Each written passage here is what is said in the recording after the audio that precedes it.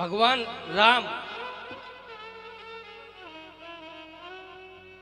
राम और रावण का युद्ध हुआ। राम रावण का जब युद्ध हुआ पूर्ण, तो उस समय जब उन्होंने लंका पर चढ़ाई की थी, लंका पे चढ़ाई की थी, सेतु का निर्माण किया था। सेतु का निर्माण किया तो उस समय रामेश्वर भगवान की स्थापना हुई थी। तो रामेश्वर भगवान को पूजा करने के लिए उन्होंने पास में खड़ा एक समी वृक्ष में से समी का पत्ता उठा करके मेरे महादेव को अर्पित किया। राम रावण का युद्ध पूर्ण हुआ, और जैसे युद्ध पूर्ण हुआ, भगवान दीपावली के दिन मेरे गोविंद मेरे राघव अयोध्या लौटे। लौटने के बाद जितने भी वीर बंदर भालू थे, सबको हीरे मोती जवाहरात प्रदान कर रहे थे। लेकिन संत और ब्राह्मणों ने भगवान से कहा कि प्रभु, मुझे ये उपहार में हीरे मोती जवाहरात नहीं चाहिए। आपके साथ कोई ऐसी घटना घटी हो वो बताओ हमें, उसको आप प्रदान कीजिए। तो उस समय मेरे राघवेंद्र सरकार ने कहा कि यदि तुम्हें हीरे मोती जवाहरात नहीं चाहिए तो मैं तुम्हें एक ऐसी वस्तु प्रदान करूंगा जो जीवन में मेरे लिए सबसे अमोघ वस्तु है। सारे संत ब्राह्मण राजी हुए। राघवेंद्र सरकार के बगल में ही एक समी का वृक्ष लगा हुआ था, उठा करके और जितने भी संत महात्मा थे सबको समी पत्र प्रदान कर दिए।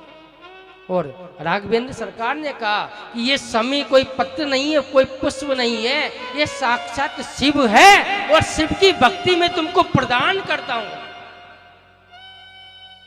समी पत्र कोई पत्ता नहीं है, कोई फूल नहीं है, कोई पेड़ नहीं है, साक्षात शिव है। आप पूजा करके देखिए समी पत्र की। समी पत्र के नीचे शुक्रवार को आप जाओ, और कल बताया था ना 9 दीपक, ऐसे कैसे 9 दीपक इस पे भी जला दो सोमवार के दिन।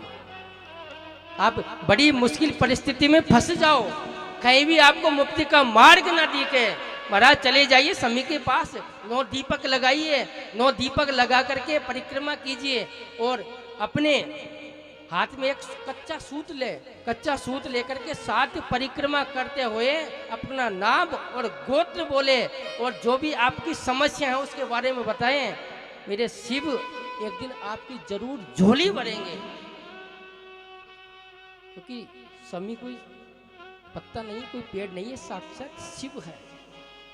और इसकी पुष्टि स्वयं राघवेंद्र सरकार ने की है। आज चतुर्थी की तिथि है, शाम को हम दीपक जलाए मैया के आगे, तो देसी घी के दीपक में थोड़ा सा काला तिल जरूर डाल दें। हमारे 7 जन्मों के पाप धूमिल हो जाएंगे सब। जैसे जैसे तिल जलेंगे ऐसे ऐसे हमारे पाप जलेंगे। मैया के आगे गेहूं के आके रखते नहीं रखते हम, जब पूजा करते हैं तो आका जिसको बोलते हैं आका दाना, उस आका दाना का मतलब क्या होता है? हमने पूजा की फेंक देते हैं बाहर, लेकिन वो बहुत बड़ा प्रसाद है, वो बहुत बड़ी शक्ति है। हम उस शक्ति की पूजा कर रहे हैं, पूजा करने के बाद उस गेहूं को दानों को उठाकर फेंक देते हैं। कभी किसी ने अपने पास रखा गो? वो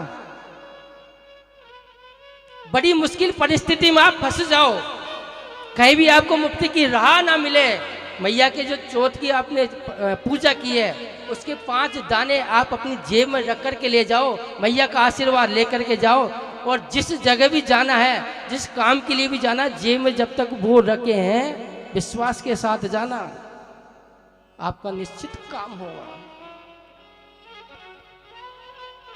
मैया क्या नहीं कर सकती? सब कुछ करने में सामर्थ्य है, लेकिन हम पात्र नहीं हैं।